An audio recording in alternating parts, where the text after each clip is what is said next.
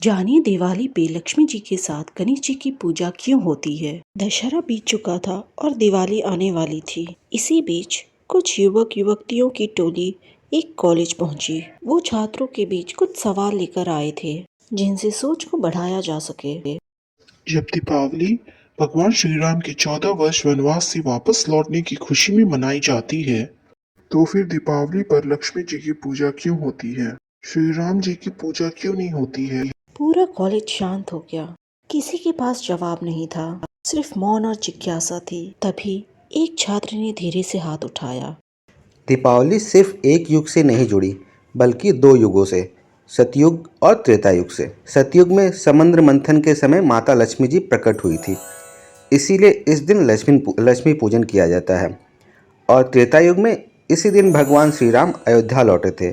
अयोध्या वासियों ने दीप जलाकर उनका स्वागत किया था, इसीलिए इस पर्व का नाम पड़ा दीपावली। पूरा कॉलेज कुछ देर के लिए थम गया। जिसने सवाल पूछा वो भी चुप था। और फिर अचानक तालियों की गूंज पूरे कॉलेज में फैल गई।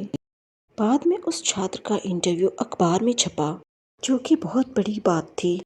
अब एक प्रश्न आपके मन में उठा होगा कि दीपावली पर लक्ष्मी जी और गणेश जी दोनों की पूजा क्यों होती है। तो चलिए इसका जवाब जानते हैं।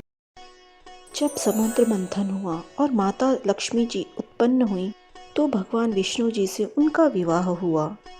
वो बनी धन और ऐश्वर्य की देवी और उन्होंने धन वितरण की जिम्मेदारी कुबेर जी को दी। पर कुबेर जी थोड़ा कंजूस स्वभाव के थे। वे धन बांटने के बजाय धन खुद ही संचित करने लगे। माँ लक्ष्मी चिंतित हुई। विष्णु जी ने उन्हें कहा, अपना मैनेजर बदल लीजिए।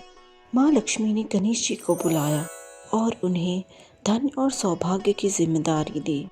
माँ, मैं जिस पर भी कृपा चाहूँ आप बिना किंतु परंतु करे कर देना।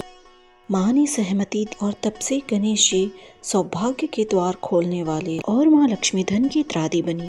माँ लक्ष्मी उनकी दरिया दिली से प्रसन्न हुई और उन्हें आशीर्वाद दी। जहाँ मैं अपने पति विष्णु जी के साथ ना रहूं, वहाँ तो मेरे पुत्र रूप मेरे साथ रहना। इसलिए दीपावली की रात जब विष्णु जी योग निद्रा में होते हैं, माँ लक्ष्मी पृथ्वी पर आती हैं और अपने साथ लाती हैं श्री गणेश जी को। इसलिए दीपावली की रात गणेश जी और लक्ष्मी जी की पूजा होती है, क्योंकि समृद्धि और बुद्धि दोनों का संगम ही सच्चा सौभाग्य है।